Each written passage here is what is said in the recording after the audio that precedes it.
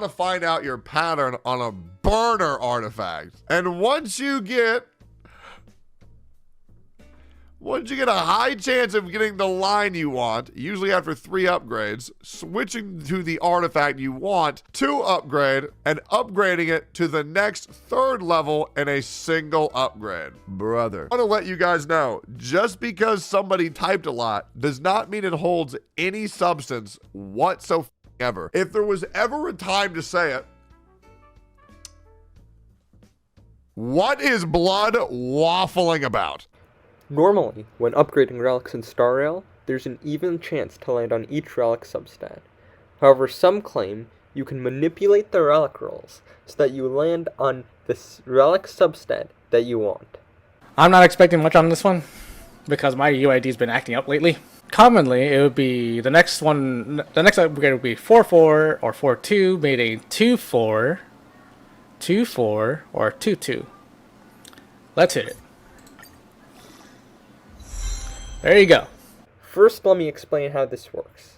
Supposedly, because of the nature of random number generation in Star Rail, the substat rolls themselves don't actually happen randomly. Apparently, they follow a pattern, such that the likelihood of rolling onto a certain substat is higher. Many factors apparently impact your chances, such as time of day, your UID, etc. By looking at the pattern for substat rolls by many other users, you could predict which substat roll is the most likely. The main person behind this concept of relic substat manipulation is Bernard Pangan, and I linked his channel down below, and also linked down below is a spreadsheet for the data that he collected and a Google Doc explaining what relic substat manipulation is. Of course, looking at the data provided initially seems to show that there is a pattern.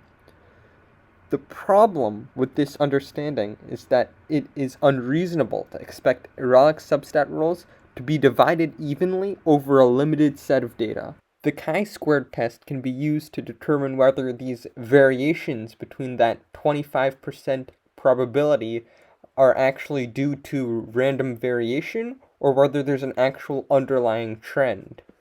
As shown by applying the chi-squared test for the data as of the time of writing, the supposed trend of the data only has a 30% chance of not being due to random variation. By scientific standards, there should be a 95% chance of the data not being due to random variation to declare that there is a significant difference between the observed and the expected data sets. This data provided falls very short of the 95% scientific standard.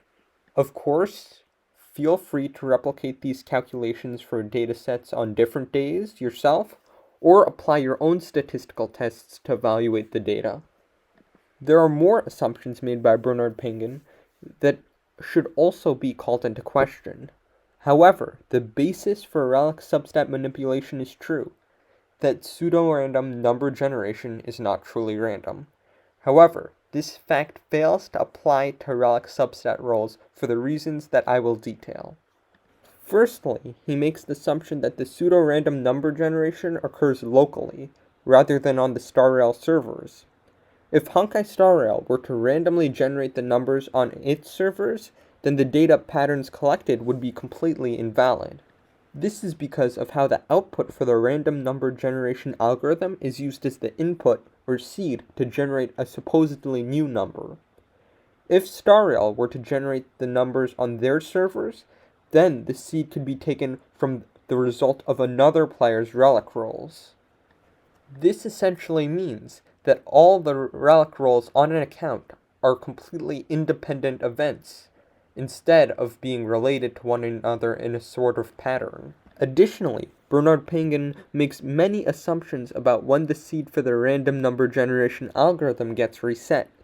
Apparently, every 5 rolls, the pattern string of your rolls gets reset.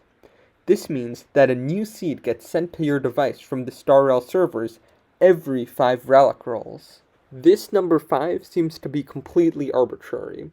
What stops Star Rail from sending a new seed every time you change relics, or even changing the seed after every single roll? What if the random number generation algorithm actually is completely random for strings of 5 digits? On top of this, the methods described in Relic Substat manipulation may actually be detrimental to your account. You force your upgrade line to wherever you put a substat on. Could be a 1-line relic. Alright, what's your pattern now? Your pattern is now 2xxxx. Because you need a roll onto a relic that you're not interested in order to figure out the pattern of rolls that's supposedly most likely, you end up spending more relic XP by attempting to manipulate your relic substats.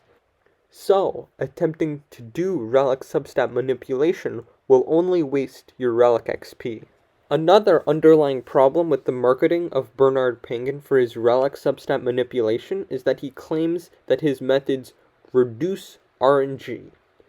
By his own admission, there is RNG in manipulating substat rolls. In fact, the best way to improve your characters with much less RNG is to first focus on maxing out traces and light cone first, before actually focusing on relics.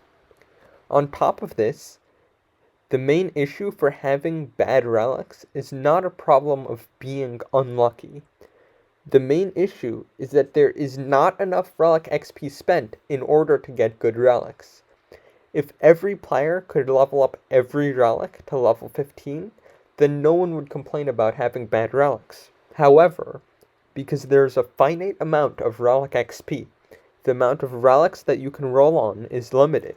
This also means that wasting relic XP on substat manipulation can ultimately be detrimental to your account. Of course, it is ultimately your decision on how you level up your own relics.